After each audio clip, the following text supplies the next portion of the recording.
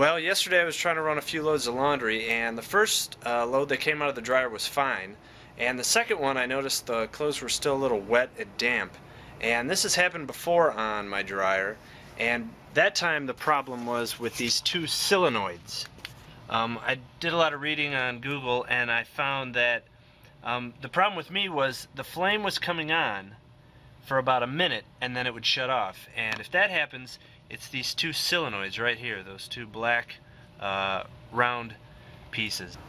So this time it was something different. The flame wasn't coming on at all. So after I read on Google a bit, I found it could be any number of different sensors that if they're damaged, they'll prevent the flame from coming on and overheating. So I got my multimeter out.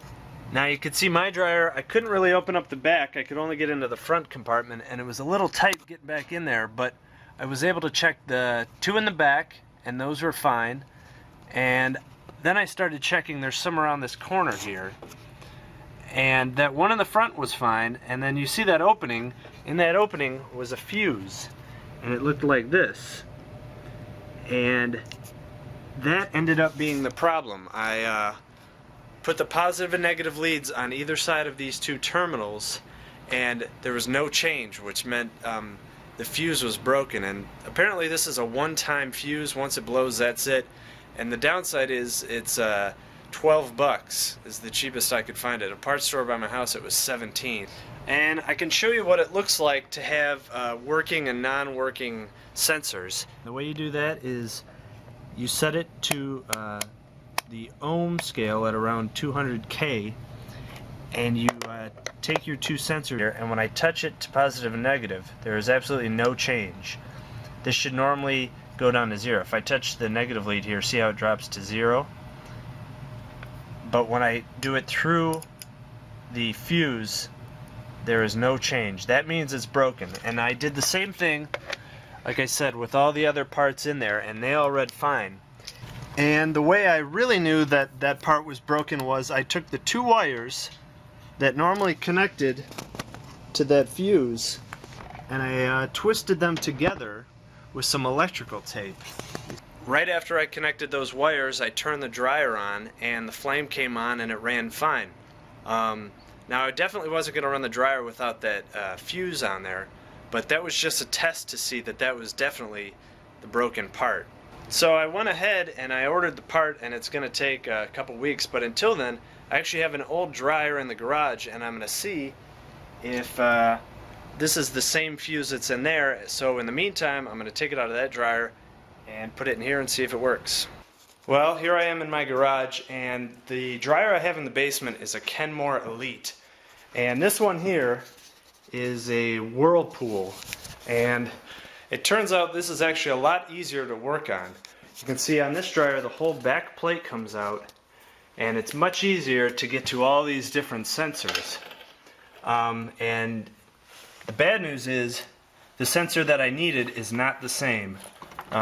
You can see this sensor has a different fitting. I think it's probably the same on the inside, but it won't mount to the same holes, so I can't switch that over. Even though I can't switch that sensor out, I can still show you what a working sensor should look like, and I'll try to do this one-handed.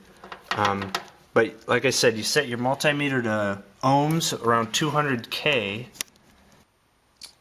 Okay, so I have the two sensors on either side of that fuse, and you can see that it's at 0. And if I take it off, it goes back up to 1. So that means that that sensor, or that fuse, is good. If the one in the basement that I tried, it stayed on 1, which meant the fuse was blown. And if it's not the fuse, you can check all these other different sensors on here.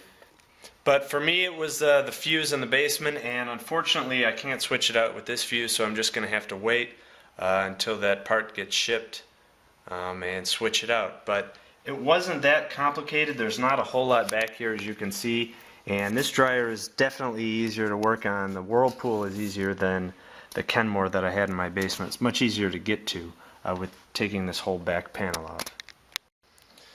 But like I said, if it's a problem with your dryer where the flame is coming on but it's not staying on, It's probably those two solenoids. For $3 or $4 you can get the solenoids. They're a cheap fix. You just pop the old ones off and put the new ones on, and that flame should stay on. But if it's a problem where the flame isn't coming on at all, it's probably one of your sensors or that fuse. And with a dryer like this, you can just go through with your multimeter, check each one of these for continuity. When you touch two sides, it should go down to 0, and work your way down. Like I said, the dryer in the basement, it was this fuse that was the problem. I put the two positive and negative terminals on there and nothing happened. It should go down to 0. Instead of calling someone to come fix it, give it a try with your multimeter, check all those sensors, and you could probably fix it yourself for a lot less.